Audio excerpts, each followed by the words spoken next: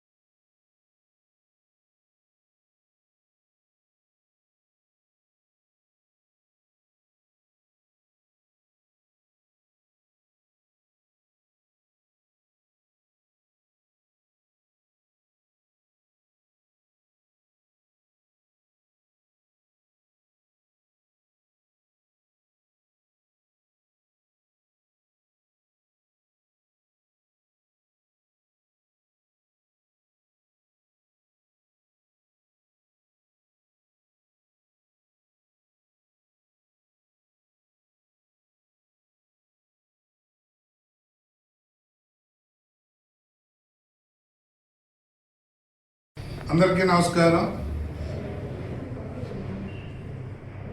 గత 4 రోజుల నుంచి అనేక సందర్భాల్లో మీతో మాట్లాడటం జరిగింది.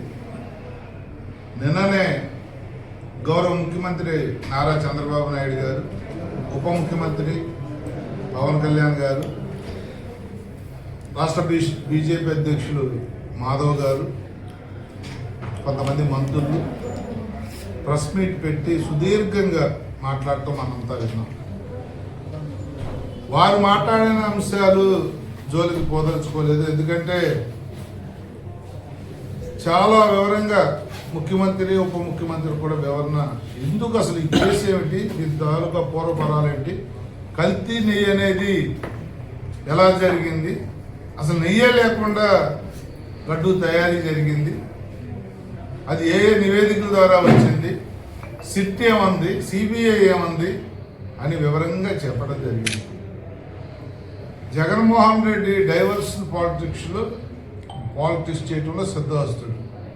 ఒక ఇష్యూ బయటపడుతుంది, ఆయన కానీ వాళ్ళ మనుషులు కానీ ఫిక్స్ అవ్వబోతా ఉన్నారు, జైలుకి వెళ్ళే సందర్భం వస్తూ ఉంది అనగానే ఏదో ఒక ఇష్యూని తీసుకొచ్చి ఆ ఇష్యూ ద్వారా అరాచకాలు చేసి రాష్ట్రంలో అరాచకం సృష్టించి వీకెండ్ పొలిటీషియన్ ఆయన వీకెండ్ పొలిటీషియన్ లాగా ఊర్లోకి వారానికి ఒకసారి వచ్చి బెంగళూరు ప్యాలెస్ వదిలి వచ్చి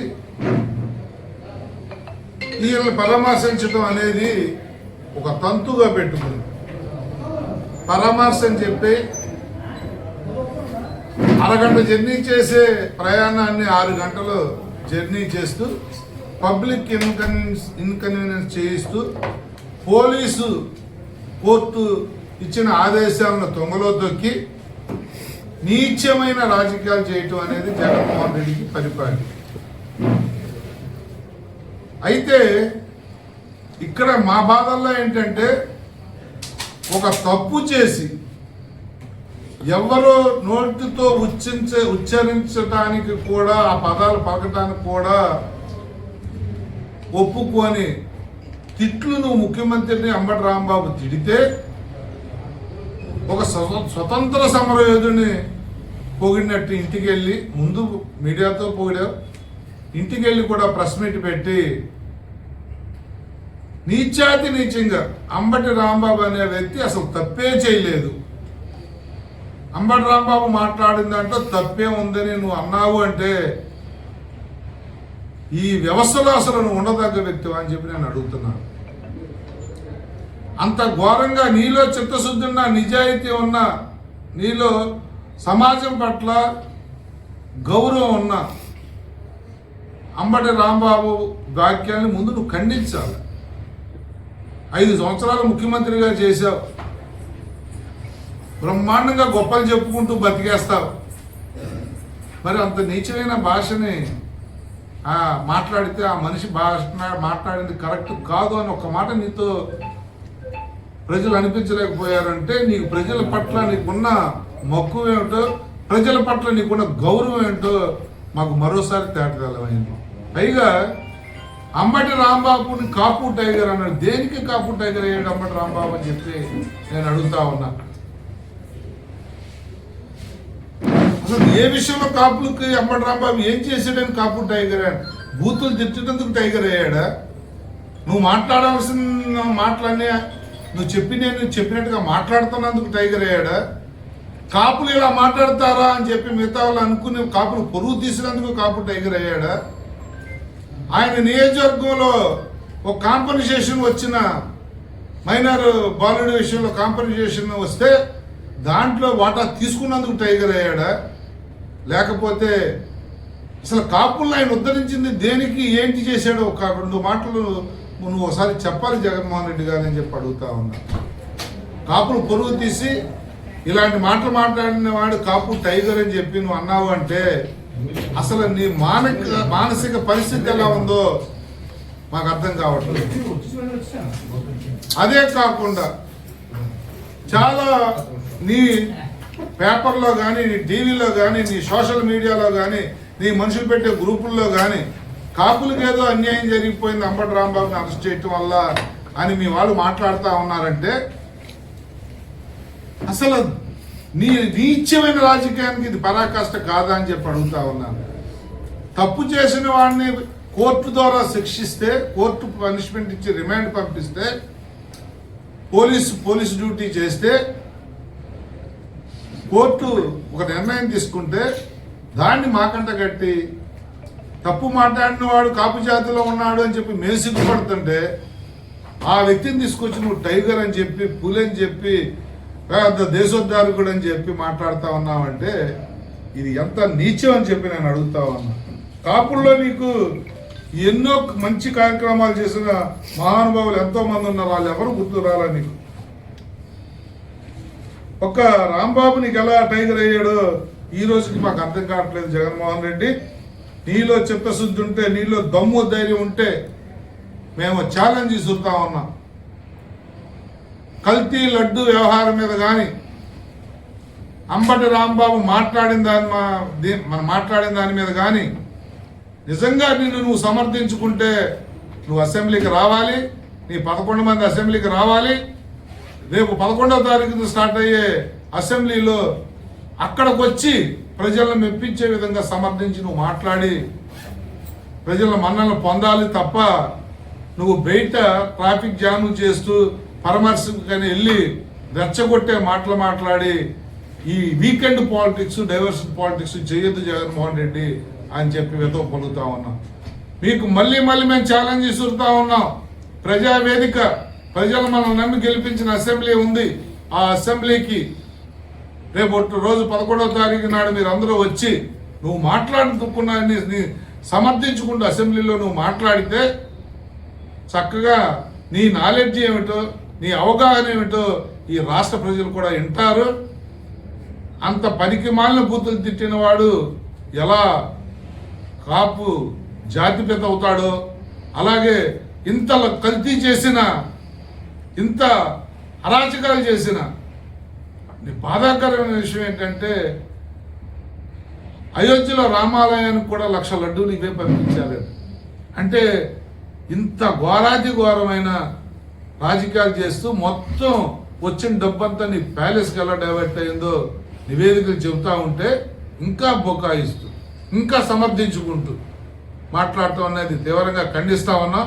దయచేసి నీకు చేతులు జోడించి నమస్కరించి చెప్తున్నాం బాబు, ఇలాంటి జాతి పెద్దలు మాకొద్దు. ఇంత జాతి పెద్దల్లో భరించలేము కాపు జాతి. అలాంటి జాతి పెద్దలు ఎవరన్నా నీకు కావాలంటే నీ ఇంట్లో పెట్టి ఊరేది తప్ప కాపులు పొరుగు తీసే మాటలు మాట్లాడొద్దు అని చెప్పి ఏదో పలుకుతా ఉంటాం. పవన్ కళ్యాణ్ గారు పార్టీ ఎమ్మెల్యే మీద, జనసేన పార్టీ ఎమ్మెల్యే మీద, పార్టీ క్యాడర్ మీద తీవ్ర అసంతృప్తిలో ఉన్నారని మొన్న ఒక మీటింగ్లో ఆయన మధ్య అసంతృప్తి కారణం మీరు దాన్ని అందరూ మార్చేశారు. పార్టీ క్యాడర్ మీద, లీడర్ మీద అసంతృప్తితో ఉండటం కాదు, పార్టీ అధ్యక్షులు వారికి ఎప్పుడు కూడా విధి విధానాలు మేము ఎలా వెళ్ళాలా, ఎలా నడుచుకోవాలా అనేది చెప్పటం అనేది పవన్ కళ్యాణ్ గారు ఒక్కలే మీటింగ్ పెట్టి చెప్పలే. చంద్రబాబు నాయుడు గారు, ఇప్పుడు మనం మాట్లాడుకుంటున్న జగన్మోహన్ రెడ్డి గారు, కాంగ్రెస్ పార్టీ అందరూ కార్యకర్తల మీటింగ్, నాయకుల మీటింగ్ పెడతారు. ప్రజెంట్ ఇష్యూస్ మీద మాట్లాడటం మీద కానీ మన స్టాండ్ ఏంటి, మన పార్టీ స్టాండ్ ఏమిటి అనేది చెప్పటం అనేది రాష్ట్ర అధ్యక్షులకు వారి బాధ్యత. అదే వారు చేశారు. దానిలో ముక్కుసూటిగా మాట్లాడే తత్వం, రాజకీయాలు చేసి పార్టీ కుటుంబ సభ్యులతో కూడా రాజకీయాలు చేసే నైజం పవన్ కళ్యాణ్ గారికి కాదు. కాబట్టి ముక్కుసూటిగా మీడియాతో మీరు టచ్లో ఉండాలి, మీడియాతో మాట్లాడాలి. మీకు ఒక అవకాశం పార్టీ, ఒక వేదిక మీకు ఇచ్చింది కాబట్టి మీరు మీడియాతో టచ్లో ఉండాలా, మీడియాతో మాట్లాడాలా, తప్పును తప్పని మాట్లాడాలా. ఎవరో మాట్లాడతారనుకుంటే ఏ ప్రాంతంలో ఒక ప్రాంతం నుంచి వాయిస్ రాకూడదు, రాష్ట్రంలో నలుమూల నుంచి కూడా పార్టీ వాయిస్ వెళ్ళాలని చెప్పి చెప్పడం దిశ నిర్దేశం చేయడం జరిగింది. దాని అర్థం మార్చేసి మీరు ఇంకేరియాగా అంటున్నారు, అది అపార్థం. పవన్ కళ్యాణ్ గారు అనేవాడు ఒక చిత్తశుద్ధి కలిగిన పొలిటీషియన్. జనసేన పార్టీ ఒక చిత్తశుద్ధి కలిగిన ప్రజలకి ఉపయోగపడటం కోసం పెట్టిన పార్టీ. అందుకని ఎవరన్నా ఏమరపాటుగా ఉంటే వారిని మోటివేట్ చేయడం పవన్ కళ్యాణ్ గారు చేసే కార్యక్రమం.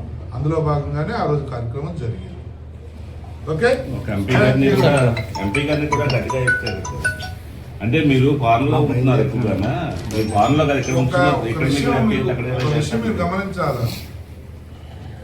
పవన్ కళ్యాణ్ గారు కొంతమంది ఎంపీలను చేసినా, మాలాంటి కొంతమందిని ఎమ్మెల్యేలను చేసినా మా మీద పూర్తి నమ్మకం విశ్వాసంతో చేసిన మాట వాస్తవం. ఆ నమ్మకానికి తగ్గట్టు మేము పనిచేయాల్సిన బాధ్యత మా మీద ఉంది. ఒకవేళ ఎక్కడన్నా ఆ నమ్మకానికి తగ్గంతలో మేము స్కోర్ చేయలేకపోతే అడిగే హక్కు, మమ్మల్ని మందలించే హక్కు మా నాయకుడికి ఉంది. అది ఏ పార్టీలోనే జరిగే ప్రక్రియ, అదే జరిగింది. ఇక్కడ స్పెషల్గా ఏం జరగదు. Thank you.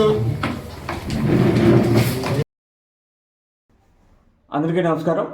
నా పేరు దోమకొండ అశోక్, జనసేన పార్టీ 7వ డివిజన్. తిరుమల లడ్డు కల్తీ అయిందని చెప్పి సిట్ నివేదికలో తేలింది. అలానే భారతదేశం మొత్తంలో ఉన్న హిందువులు ఎవరైతే ఆ లడ్డును తిన్నారో వారందరూ కూడా అందుట్లో కల్తీ జరిగిందని చెప్పి నిర్ధారణకు వచ్చారు. అయినా సరే జగన్మోహన్ రెడ్డి మరియు వైసీపీ నాయకులు ఇంకా అది కల్తీకి లోనవ్వలేదు అని చెప్పి దబాయించడమే జరుగుతుంది. ఈ వైసీపీ నాయకుల్ని ఒకటే డిమాండ్ చేస్తున్నాం మరియు హెచ్చరిస్తున్నాం.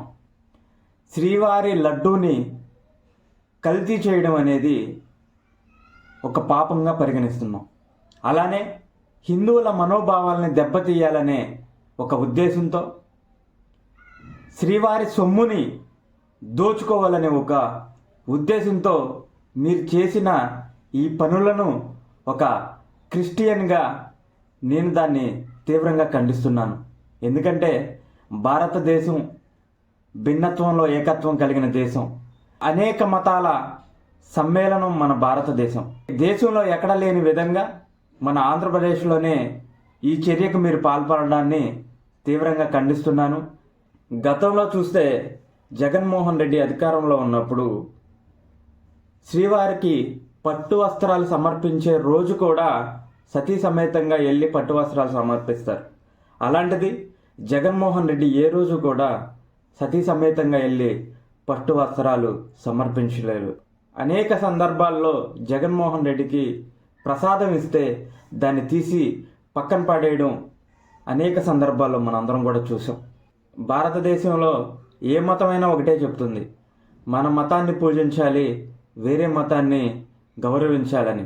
కానీ ఈ జగన్మోహన్ రెడ్డి ఏ రోజు కూడా వేరే మతాన్ని గౌరవించిన దాఖలాలు లేవు. అలానే ఈ స్కామ్లో దగ్గర 250 కోట్లు మీ స్వార్థం కోసం ఆ సొమ్ముని దోచుకోవాలనే మీరు చేసిన ప్రయత్నాన్ని మేము తీవ్రంగా ఖండిస్తున్నాం. ఇకనైనా సరే జనసేన పార్టీ తరపున ఒకటే డిమాండ్ చేస్తున్నాం, మీరు తప్పు అయిపోయింది అని చెప్పి ఆ శ్రీవారికి మరియు ప్రజలకు కూడా క్షమాపణలు తెలియజేయవలసిందిగా మేము జనసేన పార్టీ తరపున డిమాండ్ చేస్తున్నాం. ఈ విషయాన్ని ఒక మతపరంగా కాకుండా శాంతి భద్రతల విషయంగాను, అలానే వేరే మతాన్ని మీద జరుగుతున్న దాడిగాను కూడా మేము జనసేన పార్టీ తరపున ఒక క్రిస్టియన్ సోదరుడిగా నేను పరిగణిస్తున్నాను.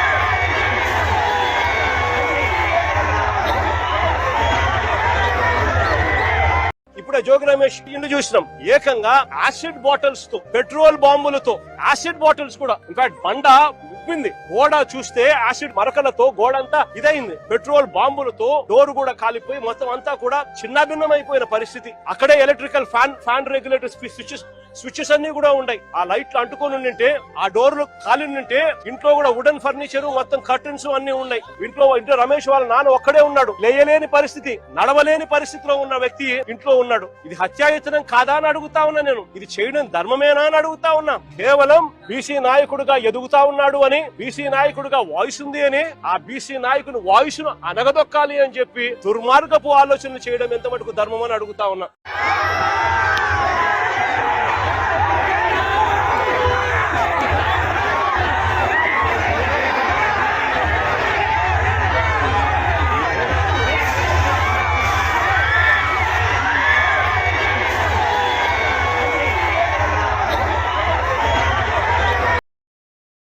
ఒక కార్మిక సంఘం అనేది కాదు, దేశంలో ఉన్న కేంద్ర కార్మిక సంఘాలు, అంటే దేశవ్యాప్తంగా ఆర్గనైజ్ చేసిన ఏదైతే కార్మిక సంఘాలు ఉన్నాయో దాదాపు 11 కార్మిక సంఘాలు ఉన్నాయి మన దేశంలో. ఈ దేశంలో ఈ కార్మిక సంఘాలు 11తో పాటు రైతు సంఘాలు, అంటే వ్యవసాయ కూలీలు, అలాగే రైతు సంఘాలు కూడా దేశవ్యాప్తంగా 520 సంఘాలు ఉన్నాయి. ఈ 520 సంఘాలు, ఈ 11 సంఘాలు కలిపి మొత్తం మోడీ ప్రభుత్వ విధానాల మీద ఒక యుద్ధం అనేది ప్రకటించడం అనేది జరుగుతుంది. అంటే రేపు 12వ తారీఖున అంత పగడబందిగా మల్నాడు కార్మికులు అందరూ కూడా దేశంలోనే దాదాపు 50 కోట్లు ఉన్నారు. మన సంఖ్య తక్కువ కాదు, కానీ మన చేత ఓట్లు వేయించుకొని గెలిచిన పెద్ద మనుషులందరూ కూడా ఎవరికి సేవ చేస్తున్నారంటే, ఈరోజు కార్పొరేట్ ఎవరైతే వ్యవస్థ ఉన్నదో వారు ధనవంతులకు కానీ, పారిశ్రామికవేత్తలు కానీ, కోటీశ్వరులకు అందరికీ కూడా సేవ అనేది ఈరోజు ప్రభుత్వాలు చేస్తున్నాయి.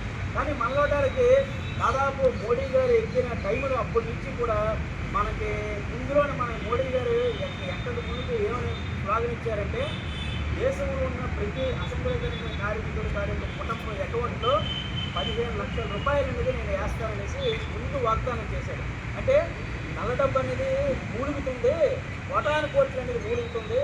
ఆ డబ్బులు అనేది విదేశాల నుంచి తీసుకొని వచ్చి ఈ దేశంలో ఉన్న పేదలు ఎవరైతే ఉన్నారో, అసంఘటిత కార్మికులు ఉన్నారో, ఎవరైతే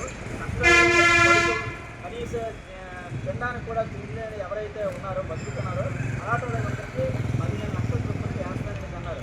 మనం ఆశపడ్డాము, మన అమ్మాయిలందరికీ మంచి రోజులు వచ్చాయేమో అనేసి అనుకున్నాం.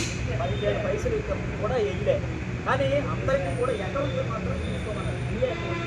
అన్ని బ్యాంకులకు కూడా ఇన్ఫర్మేషన్ ఇచ్చాడు, మీరు వెళ్ళి బ్యాంకులోకి వెళ్ళి మీరే అకౌంట్ తీసుకోండి, 15 లక్షలు నేను వేస్తాను అనేసి ఈరోజు మోడీ గారు ఆ రోజు చెప్పారు. కానీ ఒక కార్మిక సంఘం అనేది కాదు, దేశంలో ఉన్న కేంద్ర కార్మిక సంఘాలు, అంటే దేశవ్యాప్తంగా ఆర్గనైజ్ చేసిన ఏదైతే కార్మిక సంఘాలు ఉన్నాయో దాదాపు 11 కార్మిక సంఘాలు ఉన్నాయి మన దేశంలో.